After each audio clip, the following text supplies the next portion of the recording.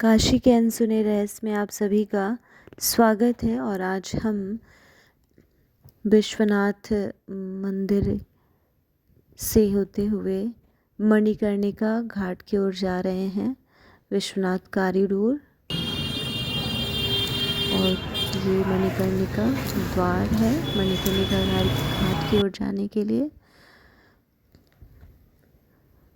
और काशी की गलियाँ जो विश्व प्रसिद्ध हैं, बहुत ही सुंदर मनोरम यह दृश्य सुबह का।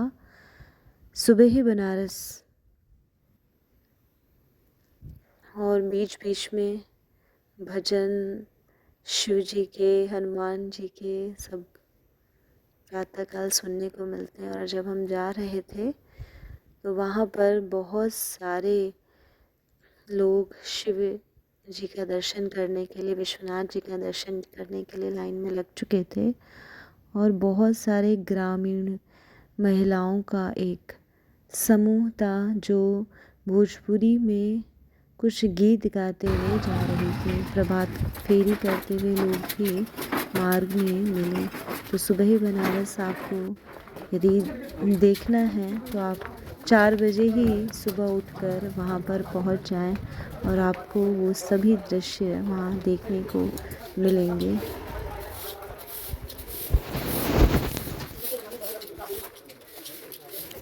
काशी की गलियाँ और उन गलियों में जो अनसुने शब्द हैं और उन शब्द से निकलते हुए अर्थ, यहाँ पर उसकी गूंज विद्यमान है। और उसी गूंज को खोजते हुए हम आज यहाँ पर पहुँच रहे हैं। अभी प्रयागराज में महाकुंभ लगने वाला है और उसमें स्नान के विशेष पर्व पर स्नान का विशेष महत्व है। और वहाँ पर अपने उस कार्य को पूर्ण करने के पश्चात जो कल्पवासी हैं और श्रद्धालुगण हैं वे विश्वनाथ जी का दर्शन करने आएंगे। तो शायद ये गलियाँ इस भांति खाली नहीं मिलेंगी, भरी हुई मिलेंगी। तो उस शब्द की गूंज को साथ लेकर चलते हुए हम मणिकर्णिका की ओर बढ़ रहे हैं। और आज आपसे एक विशेष तथ्य पर चर्चा होगी जो विशेष प्रसिद्ध भी है, वह है ज्ञानवापी जो अभी चर्चा का विषय भी है। तो ज्ञानवापी का निर्माण कैसे हुआ, और हम विश्वनाथ कॉरिडोर के बगल से पहुंचते हुए कॉरिडोर की ओर जा रहे हैं, क्योंकि उधर से पर्स और इत्यादि आपके जमा हो जाते हैं और इधर पीछे से आने पर आप अपने साथ मोबाइल ले जा सकते हैं। कितना दिव्य दृश्य। एक और विश्वनाथ जी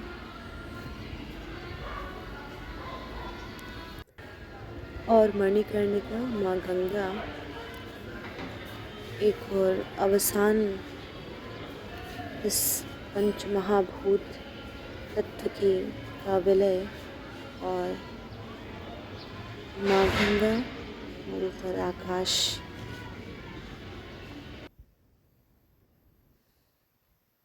पूरा परिसर कॉरिडोर का विश्वनाथ जी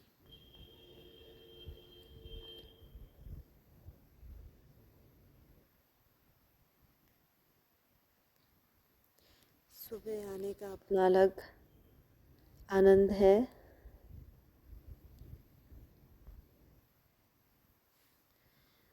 और हमेशा जब भी काशी आइए तो बहुत सारे व्यक्ति अपने उद्देश्यों को लेकर आता है, लेकिन जब भी यहाँ पर आइए आपका उद्देश्य कुछ अलग होना चाहिए, कुछ विशेष होना चाहिए।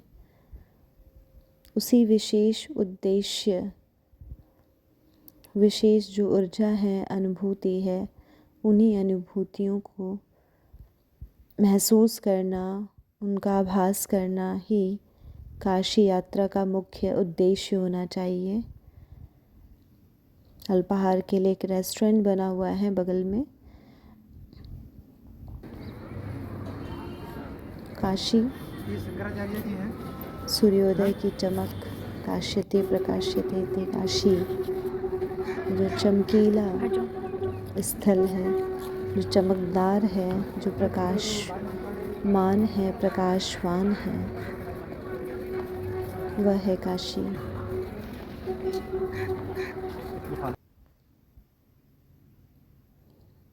वो विश्वनाथ जी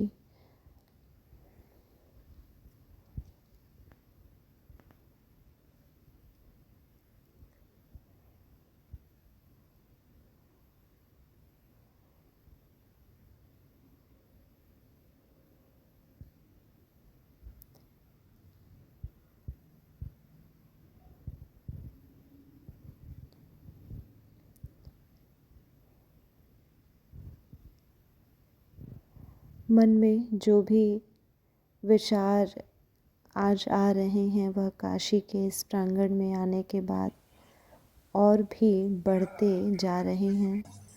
भारत माता और यहाँ पर विदेशी पर्यटक भी प्रातःकाल आ गए हैं और बहुत ही ज्ञान के रहस्य को जानेंगे।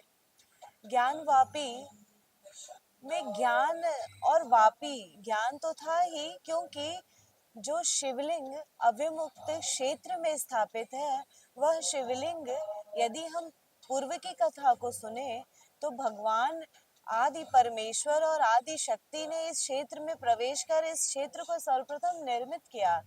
किंतु यदि उस अविमुक्त क्षेत्र के शिवलिंग की बात करें तो वह शिवलिंग जो अविमुक्त है वह उससे भी कहीं अधिक प्राचीन है। पुराणों में वर्णन है कि ये चतुर्युगी जो त्रेता युग, सतयुग, त्रेता युग, द्वापर और कलयुग नामक 4 युग होते हैं, उसके कई चक्र चलते हैं। उन चक्रों के भी पूर्व यह अविमुक्त क्षेत्र का महादेव का प्रकाश शिवलिंग विराजमान है। ब्रह्मा और विष्णु में जब श्रेष्ठता को लेकर वार्तालाप चल रहा था, उस समय उन दोनों के संशय को दूर करने के लिए एक दिव्य प्रकाश उपस्थित हुआ। उन्होंने कहा कि जो इस के आदि और अंत का पता लगा लेगा वही श्रेष्ठ होगा। तो ब्रह्मा जी जो है वह उस शिवलिंग के ऊर्ध्व भाग की ओर जाते हैं और विष्णु जी शिवलिंग के उस प्रकाश के अधोभाग अर्थात नीचे की ओर जाते हैं, किंतु दोनों सहस्त्रों वर्षों तक उस प्रकाश के अंदर ही घूमते रहते हैं और वापस आ जाते हैं, क्योंकि उसका वह आदि और अंत पता नहीं लगा पाते। तब दोनों उस प्रकाश को प्रणाम करते हैं और कहते हैं कि हे आदि पुरुष, हे दिव्य प्रकाश, आप कौन हैं? आप ही हम दोनों से श्रेष्ठ हैं।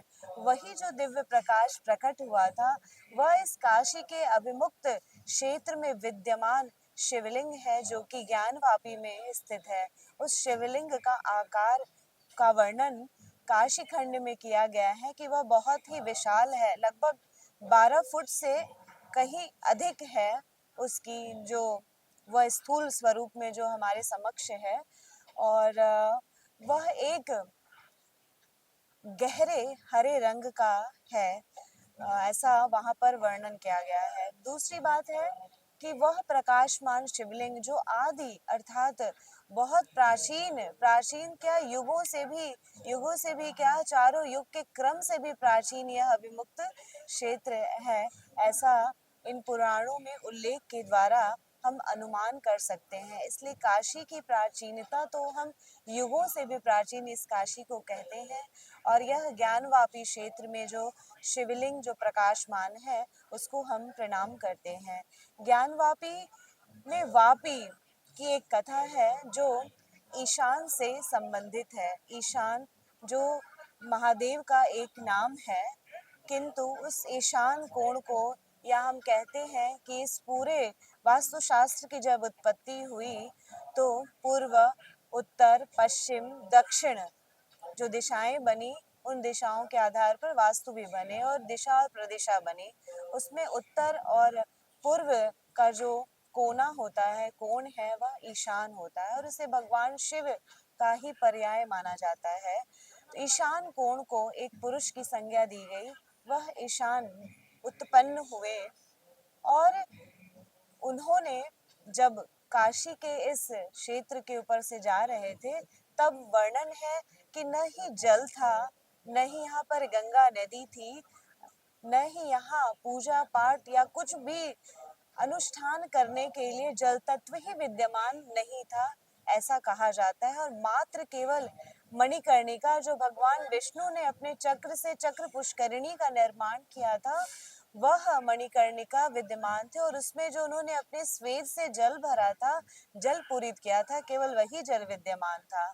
ईशान के हृदय में उस आदि प्रकाशमय शिवलिंग को देखकर यह इच्छा उत्पन्न हुई कि इसे मुझे जल से स्नान कराना चाहिए, इसे मुझे अभिसिंचित करना चाहिए। उनके मन में यह इच्छा उत्पन्न होते ही उन्होंने अपने त्रिशूल से पृथ्वी पर प्रहार किया, और ऐसा प्रहार किया जिससे सहस्त्रों धाराओं में वह जल वहां से फूट पड़ा और उस आदि शिवलिंग का अभिषेक करने लगा।